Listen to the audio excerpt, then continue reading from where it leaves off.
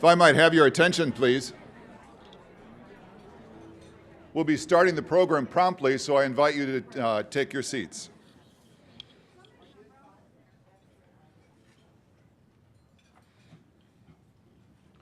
I'm not sure exactly how long it is that we've been doing these distinguished business leader luncheons, but however long it's been a very good thing every step of the way.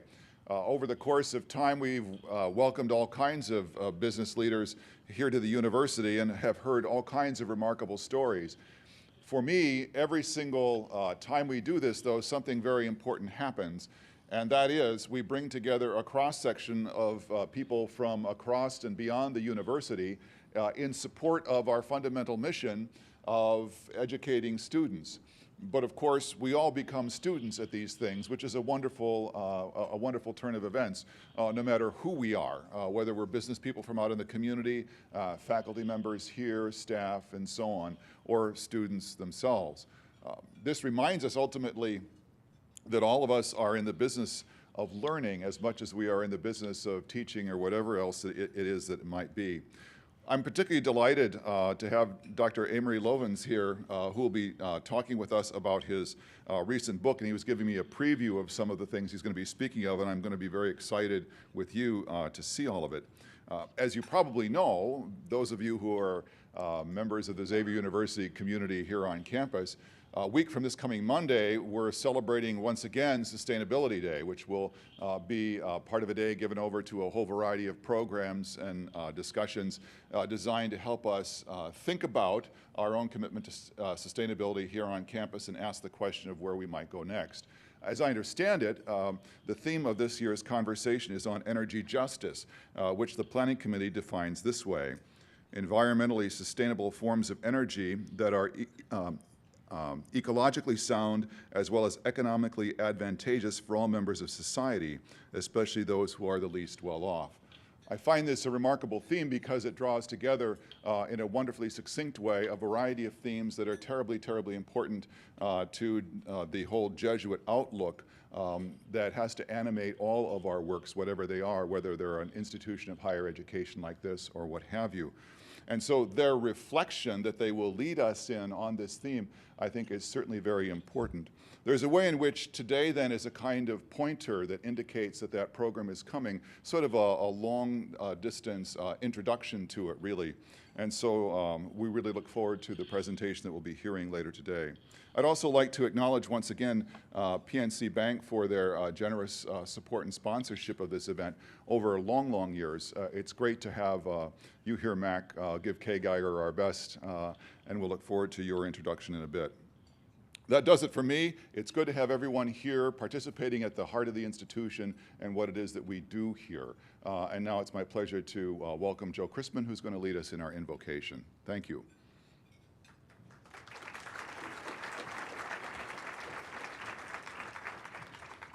Thank you, Father Graham. Good afternoon. Let us begin our meal with a moment of prayer and reflection. Heavenly Father and Creator, we pause to thank you for the abundance of blessings that you have given us. As we gather today, we ask that you bless the gift of food and drink that you have placed before us. Open our minds that we might embrace the things we learned today. Open our hearts that we might have a heightened respect and love for all of your creation. And open our hands so that we can do the meaningful work that will make a difference in our world. Place in us a gratitude and respect for the gifts, great and small, that you have given us, especially the ones that come from the earth. Guide us to be responsible stewards of those gifts so that through our actions we might bring about a more sustainable and equitable world. We ask all of this in the name of your Son. Amen. Now it is my privilege to introduce Mr. Mick Cooney. Mick is the Senior Vice President at PNC, where he oversees the Treasury Management Group of Southern Ohio. He has over 27 years of banking experience and volunteers in a variety of capacities in the Northern Kentucky community, where he lives with his wife and 4 children. We are honored to have Mick here today to represent our generous sponsor, PNC, who shares Xavier's commitment to environmental sustainability. Mr. Cooney?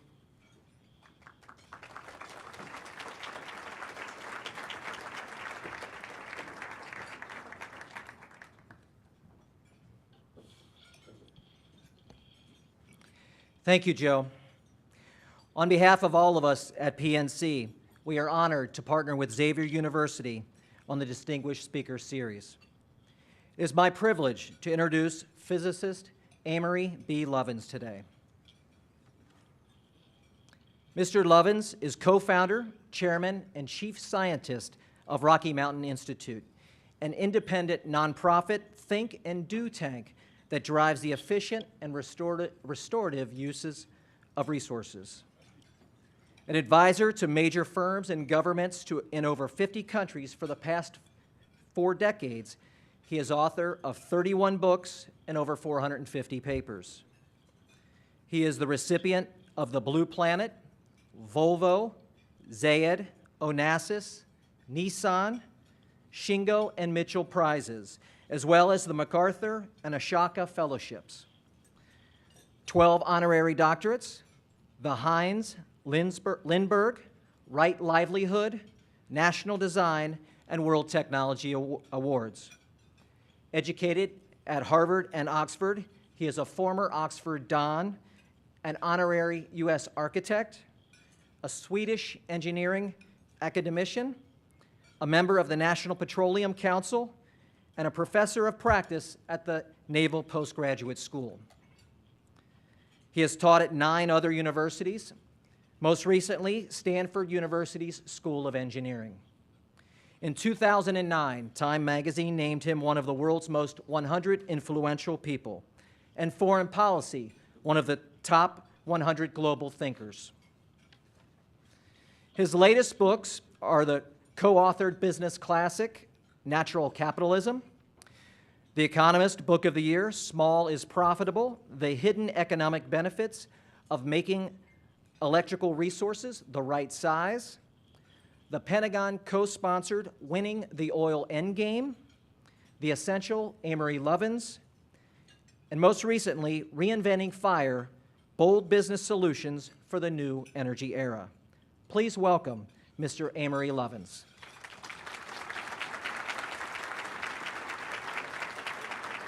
Sponsorship.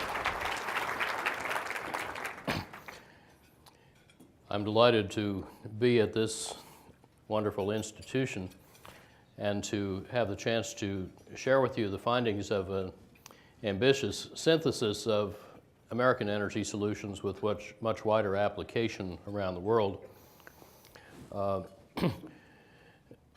This work, I'll report, took 61 of us 6 quarters to do with much help from industry in both data and peer review. And the paperback will be out sometime in the next week or 2. The public conversation about energy in this country is really rather peculiar. If you boiled it down and stated it clearly, it would be a multiple choice test, somewhat like this. Would you rather die of A, oil wars, or B, climate change, or C, nuclear holocaust, or D, all of the above? Oh, I missed one. Or E, none of the above. That's the choice we're seldom offered. But what if we could make energy do our work without working our undoing? Could we imagine fuel without fear? Could we reinvent fire? And I chose that big poetic title because fire long ago made us human, then fossil fuels made us modern, but now we need a new fire that makes us safe, secure, healthy, and durable. That's become practical. In fact, it works better and costs less than what we are doing. So let's see how. Now, 4/5 of the world's energy still comes from burning each year 4 cubic miles of the rotted remains of primeval swamp goo. Those fossil fuels, extracted and delivered with immense skill, have built our civilization, created our wealth, enriched the lives of billions of people. But they also have rising costs to our security, health, economy, environment that are eroding, if not outweighing, their benefits. So we need a new fire. And switching from the old fire to the new fire changes 2 big stories, oil and electricity, each of which puts 2/5 of the fossil carbon into the air. These are quite distinct stories. They're less than 1% related, but their uses are similarly concentrated. 3/4 of our oil fuels transportation, 3/4 of our electricity powers buildings, and then the rest of both runs factories. So very efficient vehicles, transportation and land use systems, buildings, factories, can save a lot of oil and coal, which makes 1/3 of our electricity, and natural gas to displace them both. But today's energy system is not only inefficient, it is also aging, dirty, disconnected, insecure. It needs refurbishment. But by 2050, it could become efficient, connected, and distributed with elegantly frugal autos, buildings, and factories, all relying on a modern, secure, resilient electricity system. So we can eliminate our addiction to oil and coal by 2050 and use 1/3 less natural gas while switching to 3-fold more efficient use and 3/4 renewable supplies. So that's the transition I'll be describing. And we found that by 2050, this could cost the United States $5 trillion less in net present value than business as usual, assuming that carbon emissions and all other external or hidden costs are worth 0, a conservatively low estimate. But this cheaper energy system could support a 158% bigger economy, and all without oil or coal, or for that matter, nuclear energy. And this transition would need no new inventions and no new federal taxes, subsidies, mandates, or laws, thus and running Washington gridlock. That's maybe the most surprising part, so let me say it again. I'm going to tell you how to get the United States completely off oil and coal, $5 trillion cheaper, with no act of Congress led by business for profit. And the policy changes needed to do that can all be made administratively or at a state level, which is where we've long made most of our energy policy anyway. So the idea is to use our most effective institutions, private enterprise co-evolving with civil society, sped by military innovation, to go around our least effective institutions. And whether you care most about profits and jobs and competitive advantage, or about national security, or about environmental stewardship, creation care, climate protection, public health, reinventing fire, makes sense and makes money. Now, General Eisenhower reputedly said that expanding the boundaries of a tough problem makes it soluble by embracing more synergies, options, degrees of freedom that the solution requires. So Reinventing Fire integrates all 4 energy-using sectors: transportation, buildings, industry, and electricity. And it integrates 4 kinds of innovation, not just the usual 2, technology and public policy, but also 2 even more powerful ones normally omitted, namely design, the way we combine technologies, and strategy, new business models, new competitive strategies. And when you play with a full deck with all 4 kinds of innovation, you get a lot more than the sum of the parts, and you create deeply disruptive business opportunities. Where to start? Well, let's see. The U.S. pays $2 billion a day for oil, plus $4 billion a day for the hidden economic and military costs of our oil addiction, and nearly half our oil fuels automobiles. So, okay, let's start by making autos oil-free. Now, 2/3 of the energy needed to move a car is caused by its weight, and every unit of energy we can save at the wheels by taking out weight or drag or rolling resistance saves another 6 units of energy we don't need to waste getting that 1 unit to the wheels. So it saves 7 units of fuel at the tank. Huge leverage. But for the past quarter century, our 2-ton steel autos have suffered epidemic obesity. They have gained weight twice as fast as we have. Today, however, ultralight, ultra-strong materials like carbon fiber composites can make dramatic weight savings snowball and can make cars simpler and possibly even cheaper to build, as I'll describe. And lighter and more slippery autos also need less force to move them, so their engine gets smaller. Indeed, it gets small enough you can afford to electrify the traction because you need 2 or 3 times fewer of those costly batteries or fuel cells. So the sticker price will fall to about today's level, and the driving cost per mile is lower from the beginning.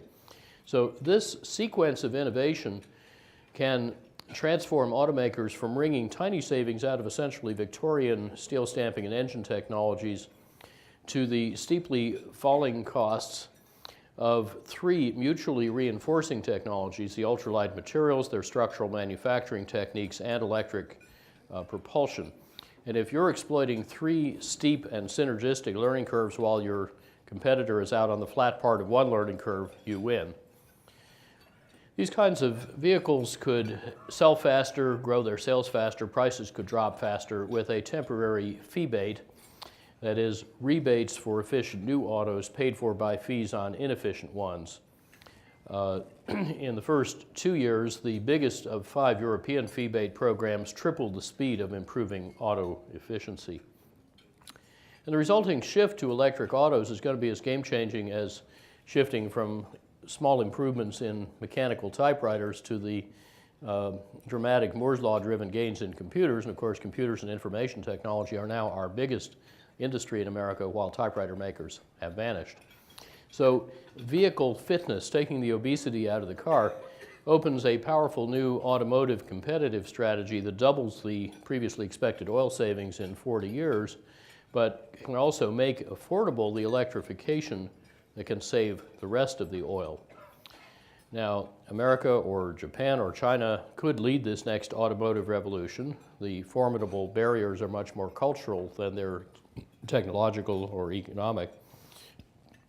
But actually, while we're helping Detroit's new leaders and the supply chain to tackle this, it's interesting, the current leader is Germany. This year, Volkswagen has begun producing this 235 mile per gallon equivalent carbon fiber plug-in hybrid car.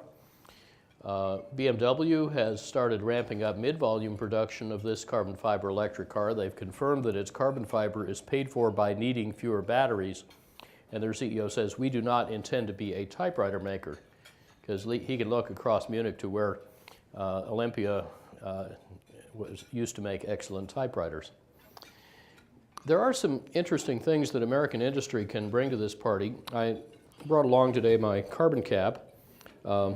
This is a test piece for military ballistic helmets that have been shipping for some years, made of carbon fiber in 1 minute 7 years ago. And you can tell from the sound that it is immensely strong and stiff. Let's pass this around. Don't worry about dropping it. It's tougher than titanium. Please make sure I get it back afterwards. Actually, Tom Friedman, the journalist, whacked it with a sledgehammer as hard as he could and couldn't even scuff it. Now that we have techniques that can scale making big automotive structures out of this stuff and automotive cost and speed with essentially aerospace performance, what would happen if American automakers really adopted this? Well, just in this country, it would save 4/5 of the capital needed in automaking. It would save lives because these materials can absorb 6 to 12 times as much crash energy per pound of steel and do so more smoothly. And the oil saved, again, in the US alone, would be equivalent to 1.5 Saudis or half an OPEC at a cost of $18 a barrel. So think of this as exploiting $18 negabarrels that we can find by drilling in the Detroit Formation, a very prospective play. And the $18 a barrel is just to pay for the electrification because, as we'll see in a minute, the ultralighting is approximately free, and these negabarrels are domestic, carbon-free, secure, and inexhaustible. Now, how do you actually make the ultralighting approximately free? Well, this is a 67 mile a gallon on gasoline or 114 on hydrogen midsize SUV that our team designed with a couple of European tier ones, 13, 14 years ago. And if you look inside, you find it's actually like an airframe. It's suspended from rings, not built up from a tub, which is our automotive legacy from the horse and buggy era. So it's immensely strong and stiff without much structure. Each of those 14 body parts is made with one low pressure die set. Now, a steel SUV would have 10 or 20 times more body parts than that, each made with an average of 4 progressive steel stamping die sets, so you just saved about 99% of the tooling cost. The parts can each be lifted with one hand and no hoist. The big part on the side I can briefly lift with one finger. And then the parts snap precisely together for bonding, so you no longer need the robotic body shop. And if you lay color in the mold, you don't need the paint shop either, so there go the two hardest and costliest steps in making the car, hence the 80% capital saving. And also the propulsion system, the powertrain, gets about 2/3 smaller to get the same acceleration after you've taken out 2/3 of the weight. How far can you go with this? Well, the benchmark 6 years ago, the last one publicly announced from Toyota, was a 69% weight saving on this vehicle, which has the same interior volume as the Prius that brought me to this building, but it has half the fuel use and 1/3 the weight. If it were an ordinary hybrid, or not a plug-in, it would weigh 880 pounds for the whole car. Just in case anybody thought Toyota had done this concept car for amusement, the day before it was shown, Toray, the world's biggest maker of carbon fiber, announced a big factory to mass-produce carbon fiber car parts for Toyota, not a phrase previously much heard in the industry. And then 4 other automakers joined the consortium. So BMW and Volkswagen will soon have some worthy competitors, and not only in Japan. Now, the same physics and the same business logic also apply to big vehicles. Walmart's trucks last year used 44% less fuel to move a case than they did in '05 through logistical and design improvements. But just the technological improvements in our big Class 8 trucks, the 18-wheeler rigs, can save about 2/3 of their fuel. And if you combine that with triple to quintupled efficiency airplanes being designed at places like Boeing and NASA and MIT, you end up saving $0.9 trillion net present value in fuel. And in both heavy and light vehicles, these efficiency revolutions are sped by one in the military, which uses only 2% as much oil as the civilian economy. Turn that around backwards and you have over 50-fold leverage in saving oil by getting military efficiency technologies into the civilian sector, much as military R&D gave us the internet, the global positioning system, the jet engine industry, the microchip industry. So that flow back to civilian use from military innovation can help us get off oil faster, and then we don't need to fight over the oil, and our warfighters can have neg missions in the Persian Gulf. Mission unnecessary. They really like that idea. Also, as we design to build vehicles better, we can use them a lot smarter. This is a graph of daily traffic congestion with the morning and evening rush hours. Well, if that were an electricity load shape, we would be throwing a lot of IT-enabled smart grid and pricing and demand response at it to try to flatten out those peaks. But by not yet doing that for road traffic, we are wasting many billions of dollars a year in idle people, idle vehicles, and idle roads. However, rather than just sitting back and watching driving double, as was officially forecast a few years ago, we could use 4 powerful and proven techniques for eliminating needless driving. We can charge drivers for their road infrastructure not by the gallon, but by the mile. We can allow and encourage smart growth, new urbanist kinds of real estate development patterns that are more lucrative and leave more people where they want to be. That's actually the 3rd bar. The 2nd bar on there is using smart IT to enable transit and enhance car sharing and ride sharing. And then 4thly, we can use smart IT to make traffic free flowing. So together, those 4 methods have a proven potential to give us the same or better access with 46 to 84% less driving and save another $0.4 trillion. Then another $0.3 trillion from better truck logistics. So add all this up and a much more mobile U.S. economy, as in the sub-headline there, can use no oil, and saving or displacing each barrel for just $25 instead of buying the barrel for over $100 saves $4 trillion net present value. By the way, if I had counted, which we didn't, the hidden economic and military costs of U.S. oil dependence, that saving would be $12 trillion. Not far off the national debt. Now, to get mobility without oil, to phase out the oil, we can first get efficient with the magenta savings baked into government forecasts, the additional blue savings from vehicle fitness, the aqua from more productive use of vehicles, and then those 125 to 240 mile per gallon equivalent cars can run on any combination, we don't even need to know what it's going to be, of hydrogen fuel cells in green, electricity in yellow, and advanced biofuels in orange.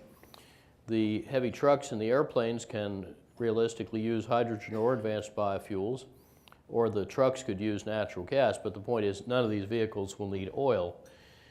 And any biofuels we might need, at most just this little orange wedge, 3 million barrels a day, could be made 2/3 from waste and without displacing cropland and without harming soil or climate. In fact, we'd be paying the farmers and ranchers to take carbon out of the air and put it back in tilth where it belongs.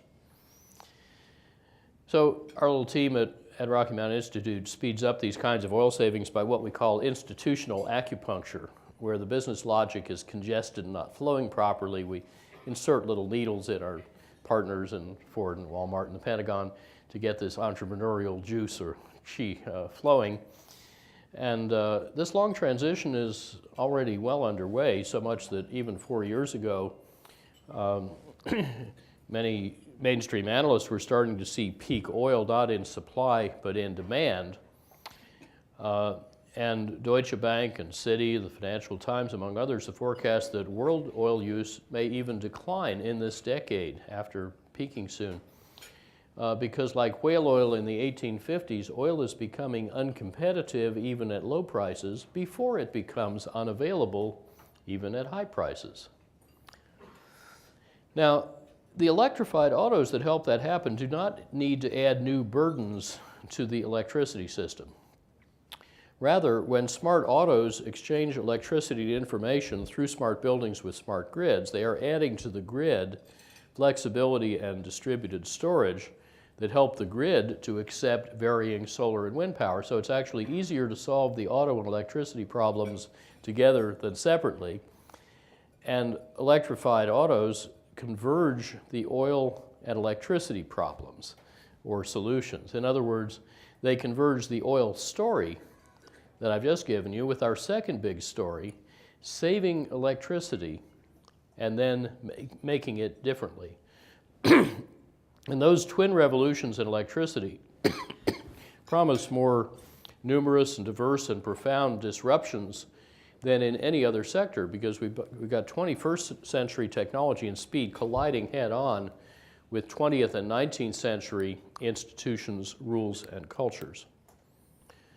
Now, changing how we make electricity gets a lot easier if we don't need as much of it. Today, most of it's wasted, and efficiency technologies keep improving faster than they're applied. So the unbought savings, the reservoir of negawatts, if you like, keeps getting bigger and cheaper. But as buildings and industry start to catch up and get efficient faster than they grow, America's electricity use, instead of growing 1% a year as officially forecast, the upper blue line, could actually shrink 1% a year even after allowing for the extra use by those efficient electrified autos. And something like this is starting to happen. In fact, the electricity used, weather adjusted, per dollar of GDP fell by an unprecedented 3.4% last year alone. And we can keep demand dropping as it has since 2007 by reasonably accelerating existing trends. Over the next 40 years, U.S. buildings, which I'll remind you use 3/4 of our electricity, could save $1.4 trillion net present value by tripling or quadrupling their energy productivity. For any business people here or business students, the internal rate of return averages 33%. It's really juicy. The savings are worth 4 times what they cost. Industry can also accelerate and double its energy productivity with a 21% internal rate of return. And to do those things by 2050, we would just need to ramp up the national average adoption of efficiency to the levels over the next 17 years that the Pacific Northwest already achieved 8 years ago. Whatever exists is possible. There is a disruptive innovation called integrative design that can do even better because it often makes very large energy savings cost less than small or no savings, turning diminishing returns into expanding returns. That's how our 2010 retrofit is saving 2/5 of the Empire State Building's energy. We started off by setting up on the vacant 5th floor a little temporary window factory and remanufacturing all 6,514 windows into super windows that pass light but block heat.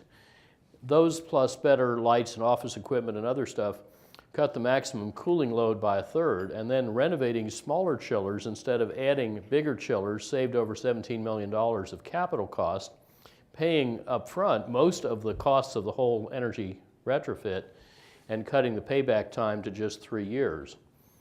That is, by the way, the same payback that a major energy service company offered, but their savings were 6 times smaller because they optimized components one by one, whereas we optimized the whole building as a system. Our latest retrofits in commercial buildings are saving as much as 70%, making some old buildings better than new. Let's try another kind of building. This is where I live at 7,100 feet up in the Rockies near Aspen, where temperatures used to dip as low as minus 47 F, minus 44 C. They don't get quite that cold now, maybe minus 32 or so F, but it's still pretty cold, and we've had as much as 39 days of continuous midwinter cloud. You can get frost any day of the year. But this building has no heating system. It just got an award for inspiring the European passive house movement, which has about 32,000 houses with, often in climates very like yours actually, which have no heating system but roughly normal construction costs. And they don't have to look like this to work like this. Now let's go into the atrium under this blue-looking glass. Actually, it's perfectly clear when you look through it. And that insulates as well as 14 sheets of glass, but looks like 2 and costs less than 3. And this is what it looks like inside during a February snowstorm. You can see 2 of the 5 banana crops that were then ripening. At the upper left, you can see crops number 46 and 47, which harvested themselves this spring when their 65 pounds of weight pulled the tree down. Crop 48 has just appeared. And when I moved in '84, this house was saving 99% of its space and water heating energy, 90% of the household electricity, half the water, all with a 10-month payback. Today's technologies, which we have retrofitted, are much better, and we're monitoring about 300 data streams to see how much better they are. The catch is that the monitoring equipment seems to be using more electricity than the lights and appliances we're measuring. Now, the same technologies work in any climate. We've used them to eliminate air conditioning with lower construction cost and better comfort up to 115 F, 46 C. They've been used to save 90% of the air conditioning energy in steamy Bangkok with normal construction cost and better comfort. And probably about everybody in the world lives in a climate somewhere between Bangkok and Old Snowmass. But wherever you live, the key is integrative design that gives you multiple benefits from single expenditures. So the white arch running around the top of this picture has 12 different functions, but only one cost. Integrative design can also increase the $500 billion of conventional energy savings in industry. Dow, for example, has already captured over $9 billion of energy savings on a $1 billion investment. But there's a lot more to do. For example, 3/5 of the world's electricity runs motors, half of that runs pumps and fans. And there's a lot of stuff you can do to make pumps and fans more efficient, and there's 35 things you can do to save about half the energy in typical industrial motor systems with a 1-year payback. But first, we ought to be getting the bigger and cheaper savings that are not in the engineering textbooks, are not in any official study. They come from integrative design. As you may have gathered, in our shop we are practitioners, not theorists. We do solutions, not problems. We do transformation, not incrementalism. So let's take an example of pumps, which are the biggest use of motors. They move liquids through pipes. A typical industrial pumping loop, though, designed supposedly very well, was then redesigned to use at least 84% less pumping energy to circulate that fluid, not by getting better pumps or motors or controls, but just by replacing long, skinny, crooked pipes with fat, short, straight pipes. This is not rocket science. It's not even a new technology. It's just rearranging our metal furniture as designers. And in our own house, we had to put in some piping recently, so we did the same trick of minimizing friction and designed out 97% of the friction. Of course, as the pumps and motors get smaller, the capital cost of the whole thing goes down. Now, what does this mean for the electricity that's 3/5 used in motors? Half of that by pumps and fans. Well, from the coal burned at the power plant, there are so many compounding losses going downstream that only 5%, only a tenth of the energy in the coal actually comes out the pipe as flow. But if you turn those compounding losses from left to right around backwards, they become compounding savings from right to left. And every unit of flow or friction that we save in the pipe compounds back again to save 10 units of fuel cost, pollution, and global weirding back at the power plant. And as you go back upstream, the components get smaller and cheaper. So our team has now found such snowballing energy savings in over $40 billion worth of industrial redesigns, everything from this Hewlett-Packard data center and Texas Instruments chip fab to Rio Tinto and Anglo-American mines and Shell hydrocarbon facilities and a bunch more in almost 30 sectors. And typically our retrofit designs save about 30 to 60% of the energy with 2 or 3 year paybacks. And in new facilities, the savings are a bit bigger, say around 40 to 90 odd percent, but the capital cost almost always goes down, expanding returns. Now, needing less electricity as industry and buildings get more efficient would ease and speed the shift to new sources of electricity, chiefly renewables. China leads their explosive growth and their plummeting costs, shown here on a logarithmic vertical scale. For photovoltaic modules in blue, you'll see they're already off the bottom of the chart, and wind farms in green. And both of these in the more favorable US sites already beat gas power and wholesale prices. In Germany, actually, the installed price of photovoltaic systems averages only half what it is here. We all buy the same equipment, but they're much better at installing it because they've scaled their industry so much that in their peak month, both last year and the year before, they put in more that month in their economy, a quarter as big as ours, as we put in the whole year. And this year, photovoltaics are likely to cross over wind power in how much power or capacity they add in the world. So unsubsidized US solar power in a good solar climate, which is, I recognize, not Ohio, at the German installed cost would cost about 6 cents a kilowatt hour today. That's why there's such a revolution going on in this business. And today, even at twice the German price, in about 20 of the United States, installers will happily come to your house, put solar power on your roof with no money down. Some of them may soon offer cash back, and beat your utility bill. So that's an unregulated product, and if you combine it with some other equally unregulated products, you end up with a virtual utility that can do everything the utility does for you now, but without needing it, just like cell phones went around or bypassed the wireline phone company. So that sort of thing gives utility executives nightmares and venture capitalists sweet dreams. Of course, the incumbent electricity providers can also turn the insurgency into a big business opportunity. We're working with both sides in our Electricity Innovation Lab to help them figure out how to do all that. Now, worldwide, here's the big picture. Half of all the new generating capacity added each year since 2008 has been renewable. And this graph shows the amount of wind on top, photovoltaics on the bottom, generating capacity added worldwide each year, not the cumulative total, the additions. Notice how fast they're rising. And the reason is that electricity production has now become a scalable, mass-producible manufactured product, kind of like cell phones and PCs.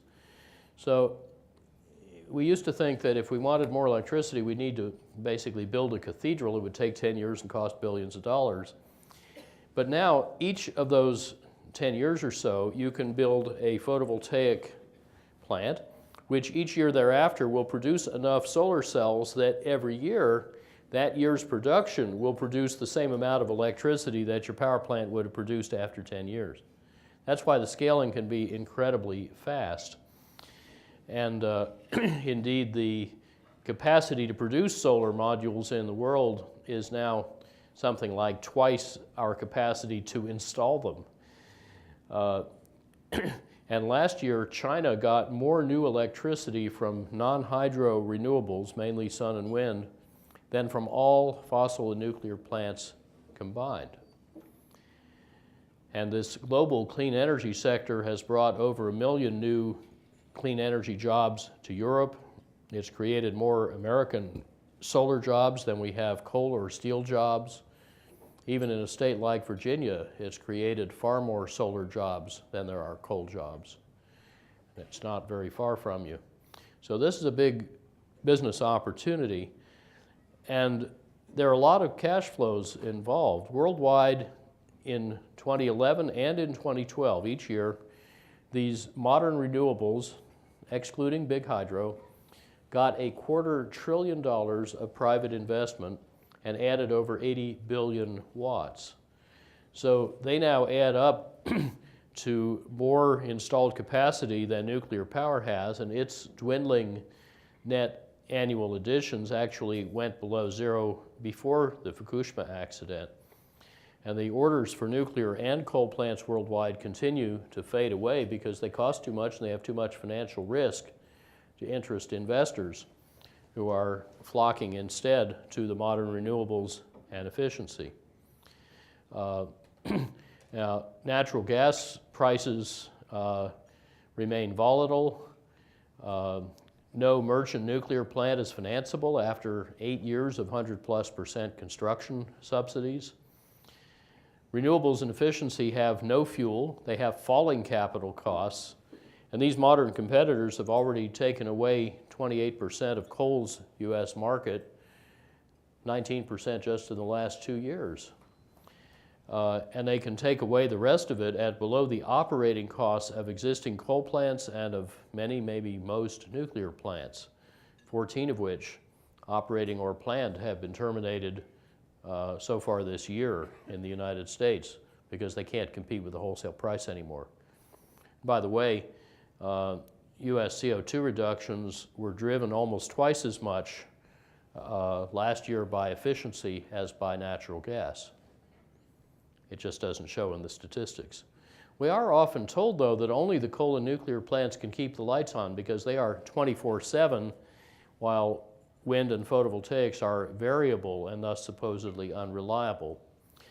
Well, actually, there's no such thing as a 24/7 power plant. They all break. And when a big power plant fails, you just lost 1,000 megawatts in milliseconds, often for weeks or months, about half the time without warning. That is why, for way over a century, we have built the grid to back up failed plants with working plants. And in exactly the same way that the grid handles that intermittence of big thermal power stations, it can manage the forecastable variations of solar and wind power. In fact, the National Renewable Energy Lab a year and a half ago put out a lovely, very detailed analysis of how to run the U.S. on 80 or 90% renewables with full reliability and decent economics. But this is also feasible for smaller areas, and I want to show you a difficult case, which is for the power pool called ERCOT, which is more or less contiguous with Texas. The Texas grid has summer loads that during a typical 2050 week might look like this, or if you use the electricity in a more efficient way that the National Academy thinks is very profitable, I think they're very conservative about that, you'd have smaller and less peaky loads, but you'd still need 30-odd billion watts to keep the lights on. Well, let's meet all of this during the year with renewables. And 86% of them will be, let's say, wind and photovoltaics. I've used real data to show you how variable they really are. And then the other 14% will come from other renewables that are dispatchable. You can have them whenever you want, like geothermal, small hydro, solar thermal electric, burning energy studies, municipal solid waste, burning feedlot biogas in existing combustion turbines. So now we're 100% renewable through the year, but you can see it's not a great match to the load shape. Sometimes you have too much, sometimes not enough. So let's take the surpluses and put them into two kinds of distributed storage: ice storage, air conditioning, and smart charging of electrified autos. And then we can recover that distributed storage when we need it, fill in the last gaps with unobtrusively flexible demand, and now we have fully reliable power every hour of the year. All the moving parts fit together, and only 5% of the renewable generation is left over to be spilled, so the economics will be quite attractive. Some utilities are already doing this kind of choreography. For example, Germany last year was 23% renewable powered on average. Some places much more than that. Denmark averaged 41% renewable electricity last year, and in the first half of this year, Portugal was 70%, up from 17 8 years earlier. These things can move really fast. Spain was 48% renewable. Germany and Denmark have the most reliable power in Europe. And back home, Iowa and South Dakota are nearly a quarter wind powered today. 7 other states are in the 10 or 20% range. Texas this February was nearing 30% some days. My own utility in Colorado briefly reached 57%, and they've just bought a whole bunch more solar and wind power because it beats gas power. The lights have stayed on with all these big numbers. So, so much for the supposed reliability limits to wind and solar power. And last year, the U.S. added half its new capacity as renewables, or 2/3 in Europe. Now the vision of an all-renewable European grid is starting to be realized in many countries there. And by the way, lest you think that variable means unreliable, this is the French grid operators' data on wind power in France during a very stormy winter month. The red is the actual wind power production, and the blue is the forecast of that quantity one day ahead. I'll bet they wish they could forecast demand that well.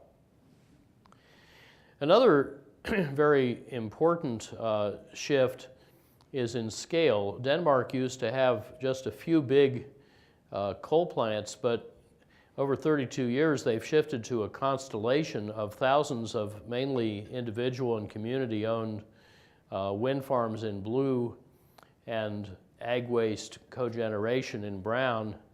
That's the 41% renewable power, that total last year. And their conservative government plans 100% renewable energy, not just electricity, but all forms by 2050 at essentially no extra cost. And they're also shifting the architecture of their power grid to what they call a cellular design that makes cascading blackouts impossible. Well, back in America, we have this aging, dirty, insecure power system. It served us magnificently, but it's really getting pretty well past its sell-by date. And we have to replace it by 2050 anyway. So we could replace it with more of what we got, or with new nuclear and so-called clean coal, or with centralized renewables, or with more distributed renewables. Surprise, they all cost the same. within a few percent. It's quite amazing. But they differ profoundly in their risks around national security, fuel, water, finance, technology, climate, and health. 7 kinds of risk. This is a risk management play. So, for example, we have this over-centralized grid that is very vulnerable to cascading and potentially economy-shattering blackouts caused by operational problems. I seem to recall something about a tree branch hereabouts. Solar storms, superstorms, earthquakes, physical attacks, cyber attack. The last 2 of these have lately been occurring. But this blackout risk disappears, and all of the other 6 kinds of risks are best managed with distributed renewables put together in what are called microgrids, which normally interchange power freely through the grid but can stand alone at need. So they can disconnect fractally, reconnect seamlessly, and the lights stay on. That's how my house works. That is also the Pentagon strategy for power supplies because they need their stuff to work. Well, you know, so do all the rest of us whom they're defending. And if we adopted this inherently resilient grid design at about the same cost as business as usual, we'd have much better national security and community and individual security, and better customer choice, entrepreneurial opportunity, and innovation. So let me summarize the electricity story. Together, efficient use and diverse distributed renewable resilient supplies are starting to transform the whole electricity system. Traditionally, utilities would just build giant coal, nuclear, maybe gas plants, maybe a little efficiency of renewables.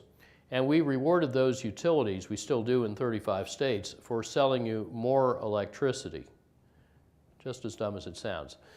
But now, especially where regulators instead reward cutting your bills, the market is shifting massively other way up towards efficiency, renewables, cogeneration, smart grid, distributed storage, ways to blend all these things together reliably, demand response, less transmission, little or no bulk storage.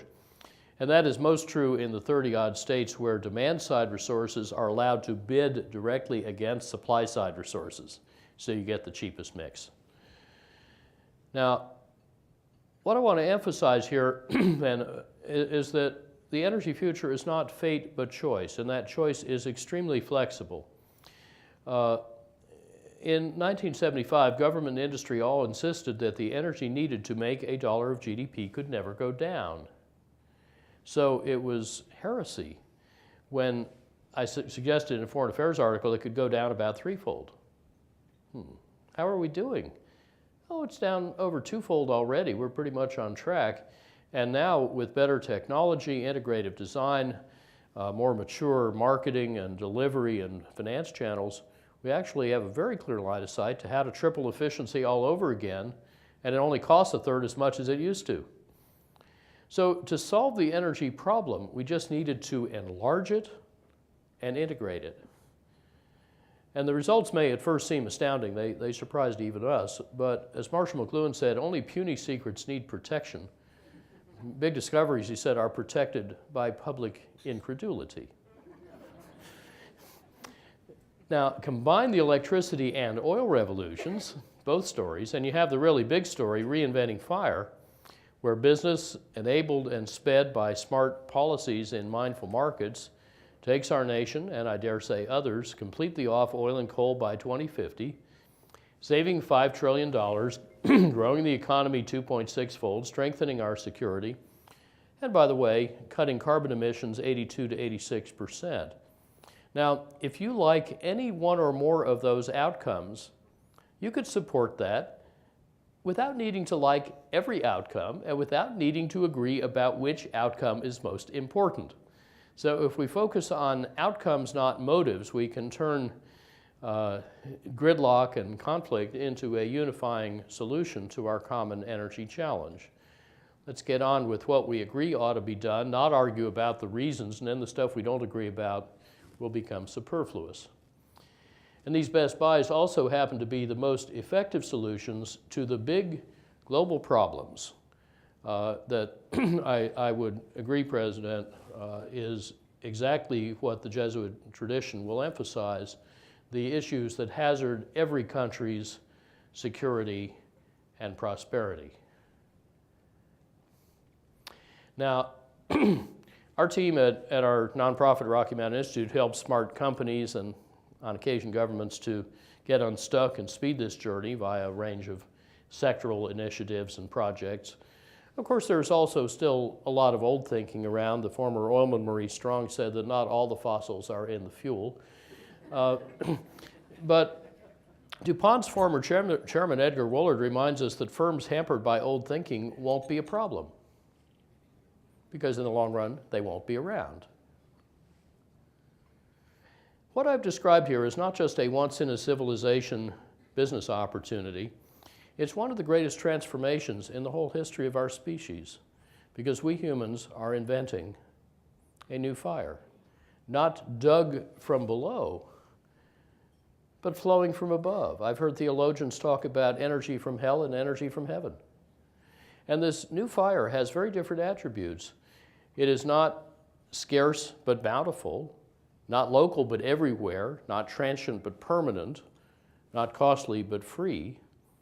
And but for the transitional tail of natural gas and a bit of biofuel grown in ways that sustain and endure, this new fire is flameless.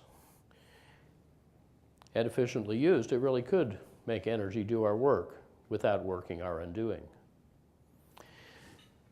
Each of you owns a piece of that $5 trillion prize. So does this university. Our book details how each of you can capture that opportunity. You've already started to. I'm pleased to see some things here on those lines. And RMI has just partnered with 3 leading organizations in or working closely with China's central government to bring this thinking into China's strategic planning process. So with the conversation begun at reinventingfire.com, let me invite each of you to engage with us, with each other, with everybody around you, with everybody in your faith community, to help make the world healthier, richer, fairer, cooler, and safer by together reinventing fire. Thank you for your good work and your kind attention.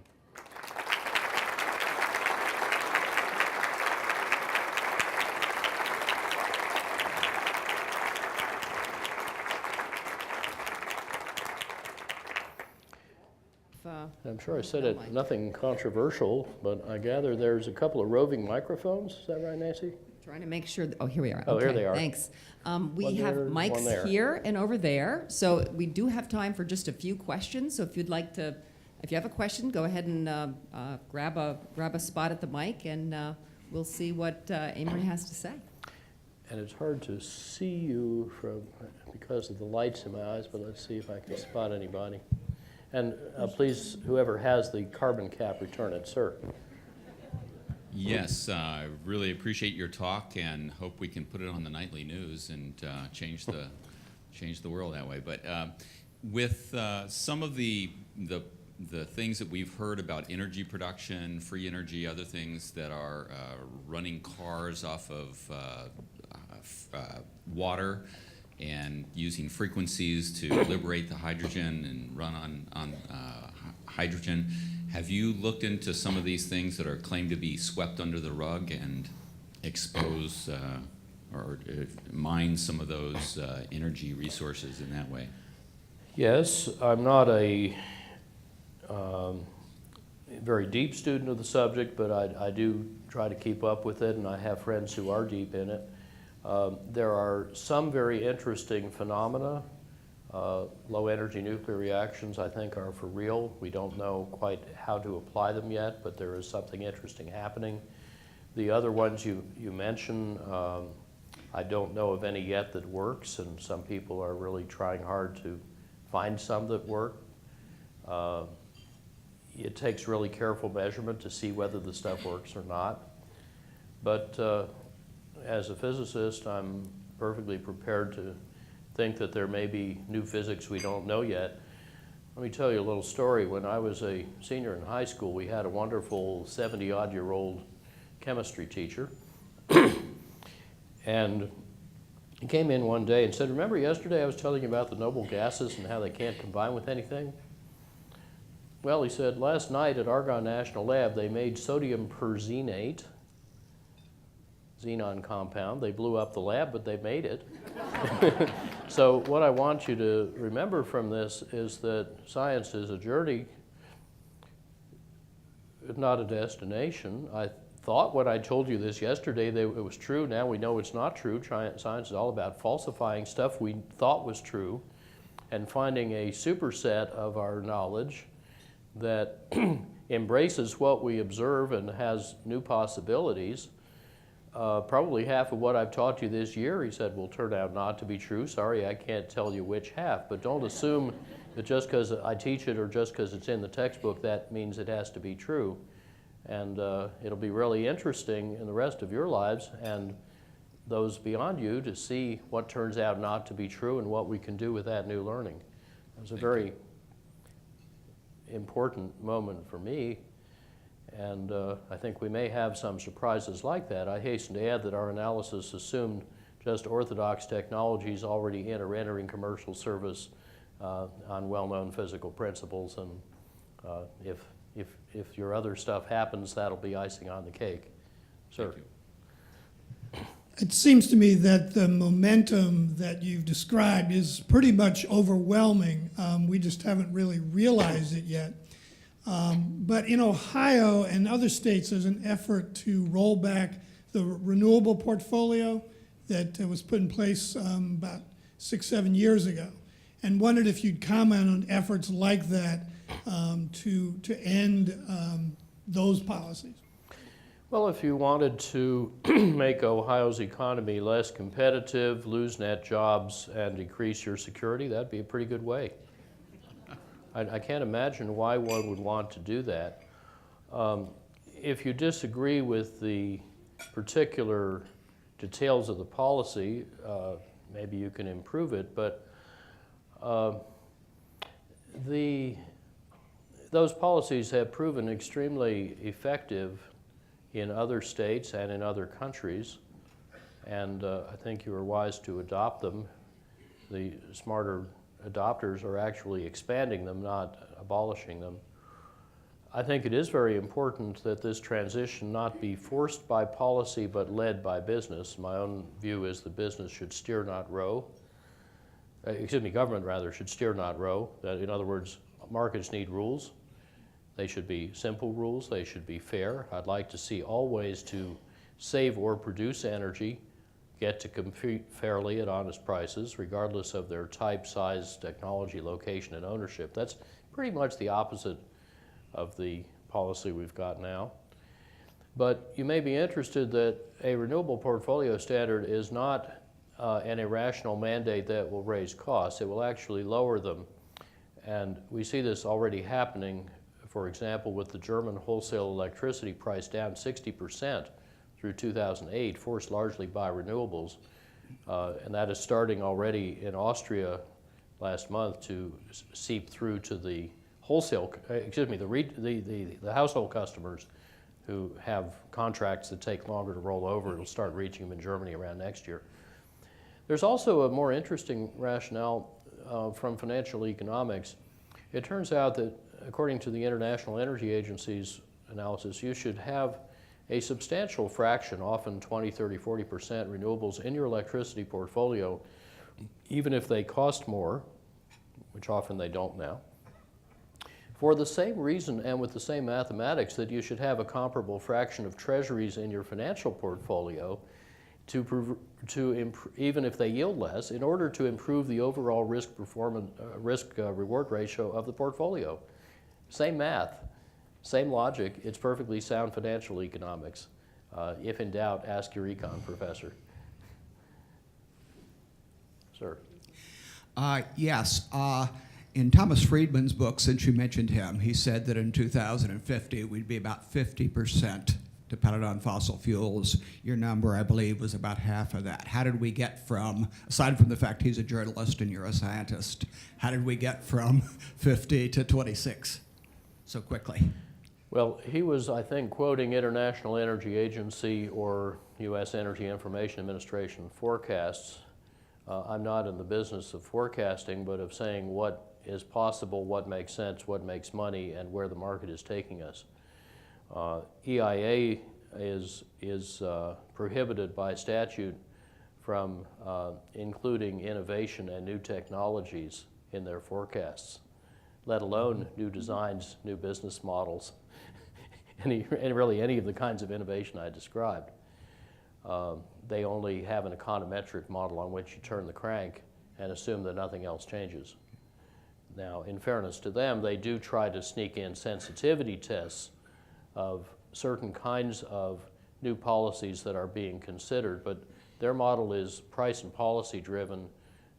It does not count much, if any, underlying innovation, much of which has already happened, but they don't know it yet because they are, EIA as an agency is terrific at historical statistics. I wouldn't say they're good technological forecasters or technology price analysts. Nobody in the industry would dream of using them for that purpose. International Energy Agency has its own set of quirks, mainly derived from its various political masters, because it's a group of national governments. And I'd say they're somewhat better at thinking through the implications of the renewable and distributed and efficiency revolutions I described. And they are actually quite interested in applying the Reinventing Fire approach to their countries, member countries, to see what that would look like.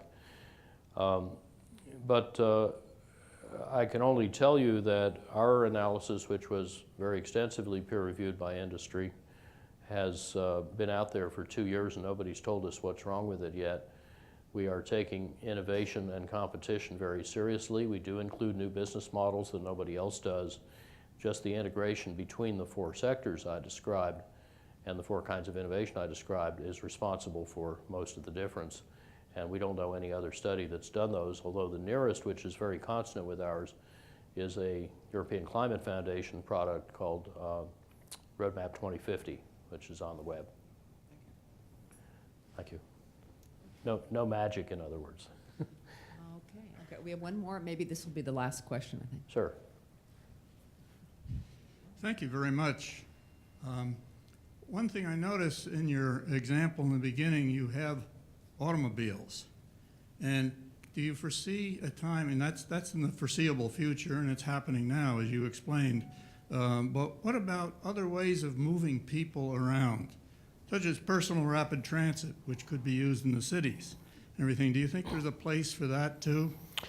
There may be. I got a pitch the other night from a futurist I greatly respect about self-guided cars, which I had assumed were not likely to save much energy, and I'm still looking for the analysis about that. They may have other advantages in density. On the other hand, you would need aerospace-grade software to avoid and then sort out what happens in 500-car pileups because of somebody got a bit wrong. The lawyers would really love that.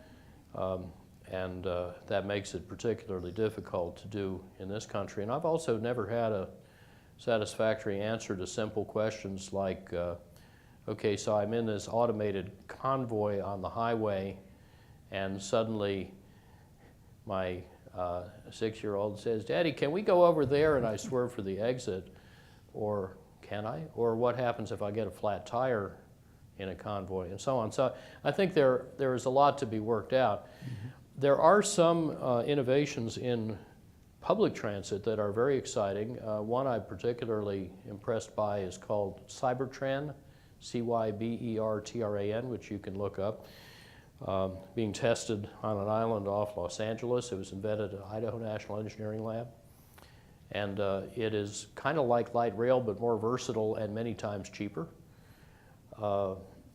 The Curitiba, Brazil bus system is now in 80-odd communities in South and coming into North America, even Los Angeles. And that's a surface subway, basically, subway-like in functionality, only more flexible because it doesn't run on track. But on the surface, based on buses with boarding pods, and very frequent headways and very low cost. It's a terrific system. There are also, of course, simple things like bike lanes and pedestrian-friendly community designs. I used to work for Dave Brower, who said, all those who believe in individual mass transit, raise your right foot. So yeah, there's a big spectrum of stuff out there, and I just picked the tough case of supposing that we remain auto-dominated. What can we do with that? Obviously, there's a lot of diverse other possibilities, most importantly in land use, but also in how we get around once we are closer to where we want to be. And those will simply make it easier than what I described to get off oil. Okay. Thank you. Thank you. Thank you for your questions. I think we're out of time, and I just want to, on behalf of PNC Bank, the Williams College of Business, and the Sustainability Committee at Xavier, just give Amory Lovins a nice round of applause for.